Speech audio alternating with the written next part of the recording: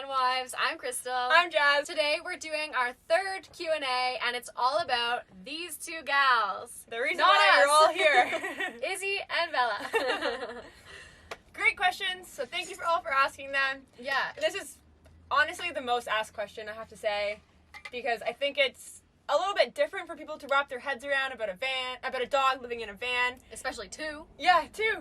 And if you want to see a day in the life of a van life dog, we do a video. So after this, click on that video because it's a happy video and you'll see them living their best life. What are some fun places to take your dogs when you travel? Everywhere. So that's actually a really good question because there are some limitations when you are traveling with a dog in a van. National parks do not allow dogs. There's a few in Canada that have now banned dogs completely. In the States, they're only allowed to go on the back roads, so it can get a little tricky. However, there's an app called, what's that app called? All Trails, and it will let you know if it is dog friendly. So yeah, like BML Land. Yeah, that is the best place to bring your dog.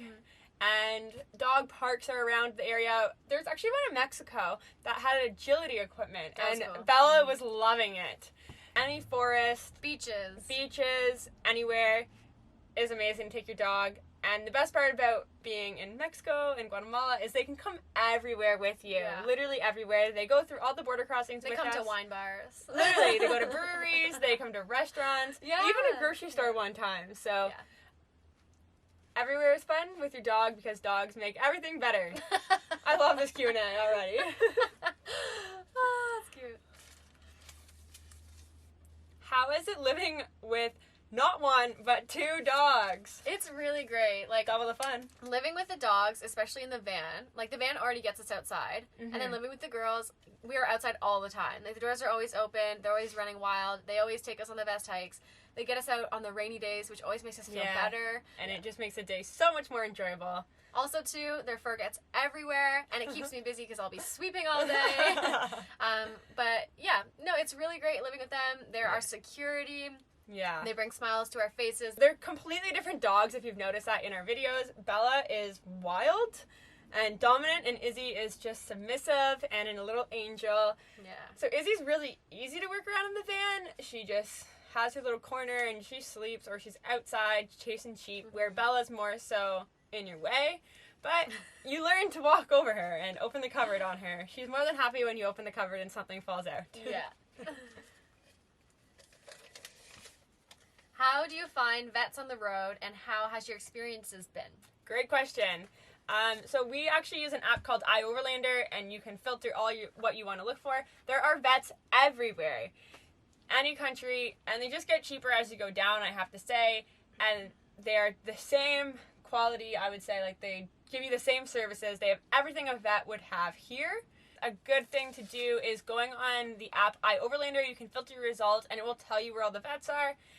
Sometimes they don't have all the information on Overlander. You literally just type in on Google, a vet near me, and plenty pop up. They can range from really fancy vets, like Petco is down in Mexico, and it's like half a pet store, half a vet, and it's fancy. It does everything you could ever ask for. And then when you're in like the smaller towns, we went to one when Izzy had an ear infection, and you don't pay a vet visit. Like in Canada, we pay $90 just to see the vet for their checkup. You literally go in, they look, they saw her ear, and they gave me medicine, and it was $7, and it was quality. So it's a great experience we've had really good experiences. And they're all over the place. It's actually something that we do. We look up before, like when we are in an area, just because if anything does happen, thanks, guard dog, you want to be prepared and know where to go. Yeah. Has there been any nights you've had to deal with the wet dog smell? For some reason, these dogs don't smell. Honestly. No, they don't. Like, maybe I'm love blind. I don't know. Like, they honestly don't smell. Like, no. I think it's because, like, we don't bathe them so often, so their natural oils are, like, they work well. I don't know. And maybe it's because they go swimming so often. I don't know. They're in the salt water, and then they rinse off in fresh water. They don't smell. No. And the wet dog thing, too, like, I don't know. We kind of, like, if they are that wet, we just kind of keep them out of the van. And they dry off. And they dry off because it is so hot. Obviously, that's a bit harder in Canada. Like, in Tofino, did we smell the dogs at all? Like, all of us were living in Tofino on Vancouver Island. It's a temperate rainforest where we got They get 8 meters millimeters of rain a year. Yeah. And we were there for the wet season, and we never had problems. I guess it was cold enough. We had the heater on, so everything seemed to dry. But yeah, the wet dogs have never been an issue. Never been an issue. Really? Does anyone else's Aussies not smell? My shit don't stay. Oh, You started it? yeah. You. What's the most challenging part traveling with dogs? The most challenging part traveling with dogs. I don't know. I know. Oh, sometimes you can't go places. That would. I guess so. Yeah. Yeah. Sometimes you really want to go adventure and see something, and they're not allowed in, which means we don't go. Yeah, like a U.S. national park. In like- Canada, in BC, remember? Yeah. And at least in America, they at least allow the dogs in. They don't let them on the trails. You can go on like the dirt roads. But in Canada and BC, actually, to be quite honest, they were banned. And it was a 17-kilometer hike, so you had to stay overnight, and they weren't allowed to come, which then means we're not going. However, we find better places, I think, to be honest, because the dogs are allowed to come. And yeah. So Yeah, it's less crowded. I would say also one of the more challenging things living in a van with dogs is finding dog food for your dogs and like getting them the same product. So Good for one. us, like we've been able to store, upwards of 10 bags of dog food in this bench that we're sitting on.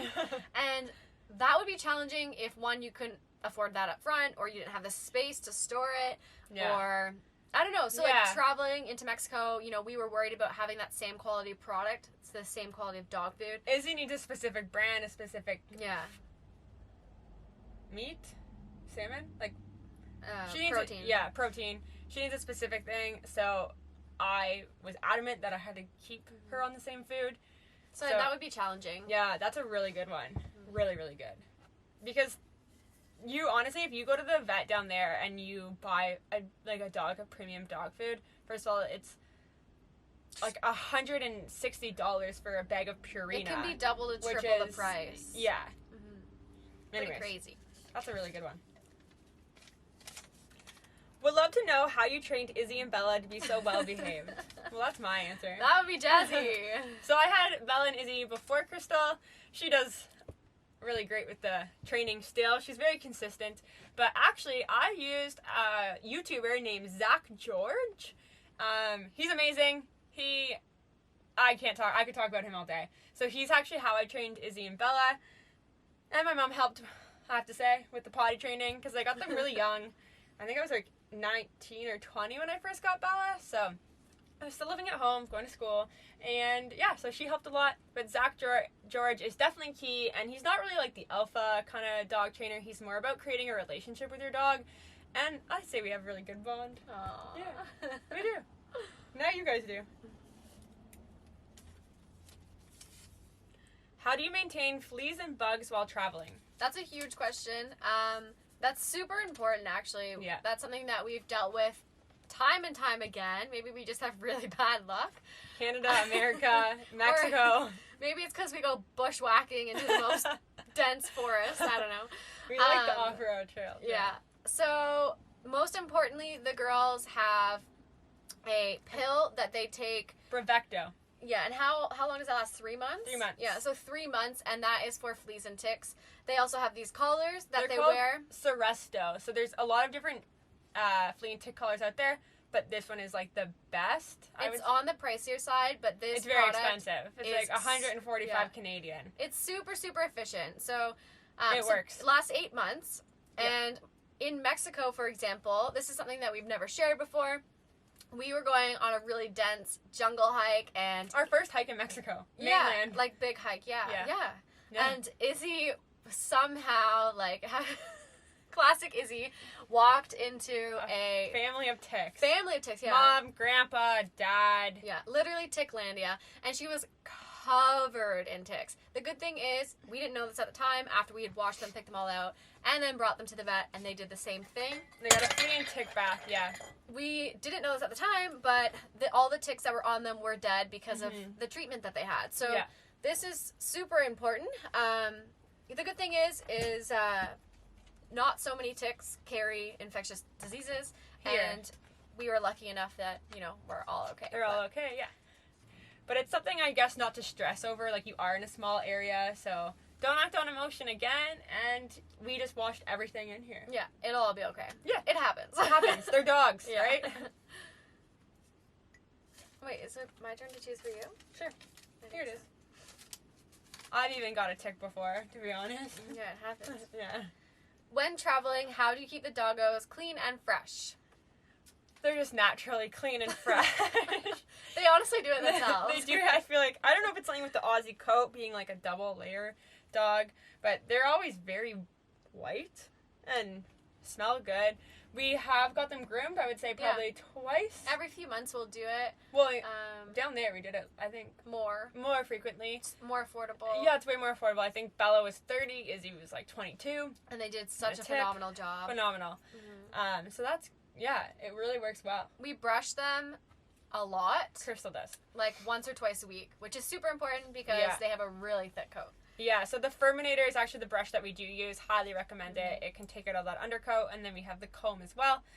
And then we brush their teeth. I do that once a week. I try. I would say I do. And then I also scrape the tartar. It's something that I find really... I love it. Justin's a dentist. I am a dentist, and it keeps their teeth really nice, and those teeth are important, right? So you take all the plaque off. You just gotta be very careful. Watch a YouTube video on how to do it, and your dog will love you and be healthy forever. And fresh and clean. Yeah. Where do the dogs sleep? The dogs sleep on this bench. We built them a bed. So this bench pulls out and becomes a big comfortable area for them. It's thick foam. Yeah. So this is super comfortable and really beautiful. And they've got a window right here. But And guess what? They don't use it. They don't use it. When we're driving, they'll stay here because they want to be close to us.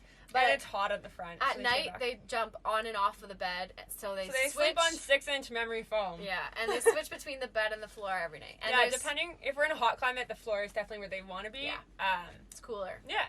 But the bed has like a little area. We that made them an area. They to have sleep their own with little us. spot, so there's enough space, and we're all happy. Yeah. Whose turn is it? Yours.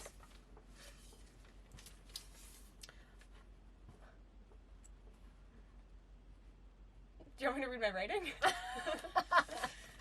Were Bella and Izzy one of the main factors and motivation for you to choose van life?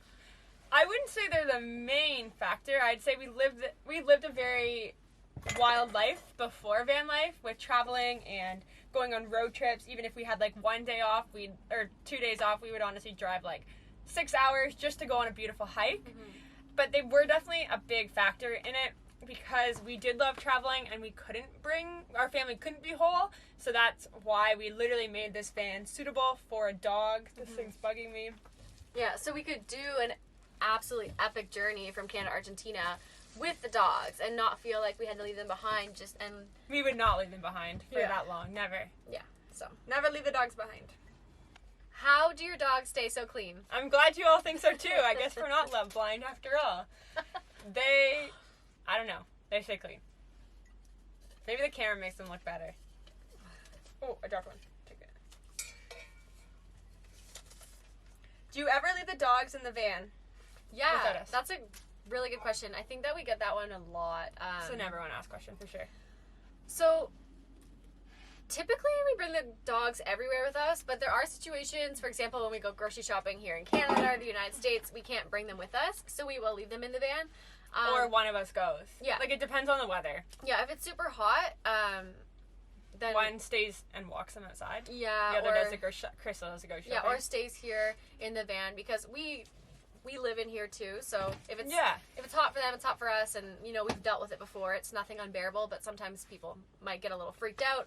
Yeah. I think then... Okay, yeah, sorry. Because this is our house. It is also a vehicle, but it is our house. Back here can be really cool when it's hot up there in the cab.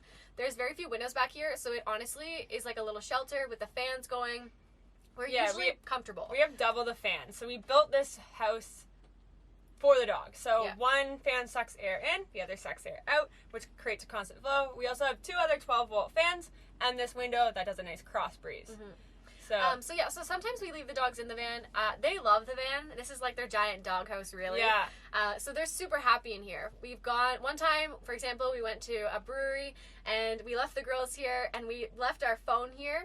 We have an app. Tell them the app. Yeah, it's called Alfred. It's an app, and we were watching, like, to see what they were doing when we're not home, and all they did was sleep, get up for a drink of water, stretch, Rest sleep. a little bit, and sleep. They didn't do anything. It was Yeah. super uneventful, and from that point forward, we realized that they're really comfortable in the van. Yeah. I think it probably took us longer to, like, be okay with leaving Yeah. them in the van Yeah. than them. For sure. But yeah, you should download that app, Alfred, if you have an extra cell phone. It comes in very handy. You can also talk to them on it. So you can be like, hi, Bella and Izzy. And then they look, but I felt bad after, so I never did it again. It is their doghouse. So, like, a good example of this is when we were at a friend's house. We were inside their house, and they actually scratched, not to go to the bathroom outside, but to go back in their house. Like, Izzy likes to put herself to bed, so she does it quite often, and she just wanted back in the van. So Yeah. it is their home. It's And a big doghouse. Another example, too, is, like, sometimes people think, oh, like, how could you have a dog in such a small space, yada, yada. But what it comes down to is the point of living in the van is living outside, and sometimes we'll have the doors wide open, we'll all be outside, and They'll be in here. an hour later, Izzy will be snoozing on this bench or in the back of the van, and Yeah. they love it. Yeah, it's their safe place. Yeah. Just as the crate is. Oh, how do the dogs adjust to van life? Is it my turn or your turn? I can answer. I think it's your turn. The dogs adjusted faster than us. They love it. They're always outside, and we always said it's a dog's dream to live in a van, especially in Aussie because they're Velcro dogs, so they can always stare at us 100% of the day. So no matter where we are, they're back there, and they're staring at us right now. So I would say they adjusted way faster than us. They were Way happy that we're faster. always with them 24/7, and they love the adventure. They are always down to go for a WALK whenever you say it. I always say we need to be more like the dogs. Whenever one of us is like, let's do something, we should just wiggle our butts and be ready to go. But yeah, so they adjusted really good. They just happened to be with us. How is crossing borders with a dog? What do you need? Crossing the borders with the dogs was actually way easier than I thought it would be. So we just did a little bit of research before we've crossed every border, and we actually have had no issues. Yeah. There are a few things that you do need in terms of vaccinations and paperwork.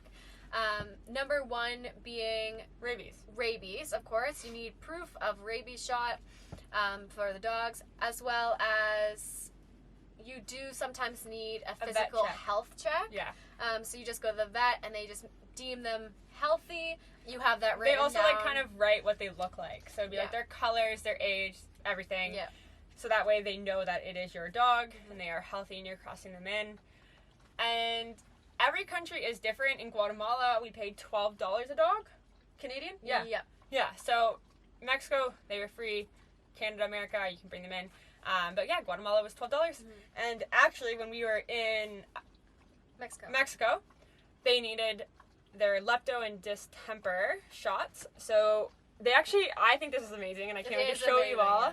So they actually give you this, and it is literally a dog passport. It's so easy. You literally just hand this to the border control person, and they love it. Yeah, but you so- do need to have a photocopy of this. That's what they want, because Yeah. you don't get them the new one. So I think we photocopied probably like 20 copies of it just to be safe. 20 copies of everything. Proof of rabies. That's their rabies the certificate. phys- That's yeah. how we do it in Canada. I think this method is way better. Let's get on board, Canada. But yeah, so you just give all this with a photocopy version, not your originals, and they cross them in, no problem. Sometimes they do a little check on them. Like Yeah. in Guatemala, they wouldn't touch them. They made us open their gums, Yeah. but yeah, it's really simple, And really easy. sometimes nothing happens. Like, we crossed into the United States, and we haven't had to show anything with the No. dogs multiple times. We've Yeah. crossed into Mexico. They never asked anything about the dogs. We so actually went looking to like clarify the dogs, Yeah. and the lady said no. Don't worry about it. Everything's Yeah. good. Everything, keep going, basically. And, yeah. It's simple. Don't let that intimidate you. Yeah, as long as you have this stuff, great. But honestly, more times than not, we've been passed through with no questions. Exactly. But every country's different. I know some countries are very strict. Oh, so. I actually think it's my turn. Last That's question! fun. Woohoo! Woohoo! Okay, that's fun. Is it ever too hot for the dogs? So we kind of talked about that a little bit. Yeah, I would definitely say I have more to add. It's definitely been hot. Like, we've been in 40-degree weather. However, that's in the mid of the day. And in the mid of the day, we've made a pact that we don't drive. Yeah. So we will be camped up on a beach, and we'll spend the entire day in the ocean, or it is snowing. I know. Oh my gosh. Speaking about heat, we'll spend the entire day in the ocean, in the river, so we're in not... the shade. Yeah. Parking under a tree is key. Yes, it sucks because we're on solar. However, a tree can give you, and shade just gives you so much. What are you doing, Belle? So much cool air. And just keeping all the doors and the windows open for a cross breeze is really nice. Yeah. So I would say it's definitely been very hot. Like, very hot, but not unbearable. Yeah. And we acclimatize. We get used to the weather. yeah. And the girls do too, for sure. You can tell. You know, they start losing their coat. We're brushing them more often so that, you know, that breeze can come in and they can feel nice and good. It's true. But yeah, we also, oftentimes when it's super hot, we cool the water for them so that it's not really... Well, Bella's big booty's moving the camera. But yeah, it's never, like, unbearably hot by any means. And no, you can do things to cool off, right? Yeah. So... Yeah. And that's just important. I think we drove one time in the middle of the day. Never and did it after again. that, and we were in, that was our only one roadblock as well. Yeah. Yeah. Because we wanted to go see a friend. And we said never again would we ever do that. So we do wake up around 5 to get the day going. Yeah, because... Because the sun doesn't come up till, like, well, when it's high up in the air, it's like 11. So you have from 5 to 11 to drive to a nice spot. Yeah. And then you have that entire day to enjoy. And same thing, like, waking up early, like, enjoying the morning and enjoying the evening, like, doing your activities at that time. Like, we'll only take them for a walk in the morning at night if it's really hot, because during the day, if it's really hot, like, you just want to play in the ocean like a little kid. Yeah. So, yeah. I would say that's it, really. Yeah. But honestly, in the van, like... You stay really cool. Yeah. You just need to park in the shade, have your fans going, have everything going. It's also, bearable. those little 12-volt fans are key. So we have one for each dog, and it just blows right on them. They love it. We they set just it look up, at like, close to the floor. Yeah, and it has a clip, so you can actually, like, set it onto a bench and just clip it on, and they just lie right there. And that's the end of our van life dog Q&A. Favorite one. And if you're thinking about doing van life with a dog, we hope this gave you lots of insight of what it's like and just how fun it can be, because we have a great time on the road with these girls. So yeah, they make every day better. Yeah. And when things go wrong, they're always in a great mood. Probably because they're freeloaders and they're getting to see the world for free. They are freeloaders. They put a smile on your face, and that is priceless. Yeah. So we're so happy to have them. Scratching Bella's booty right now. But yeah. On that note, pause up for this video. Woohoo! See you next Sunday. Ciao! Ciao.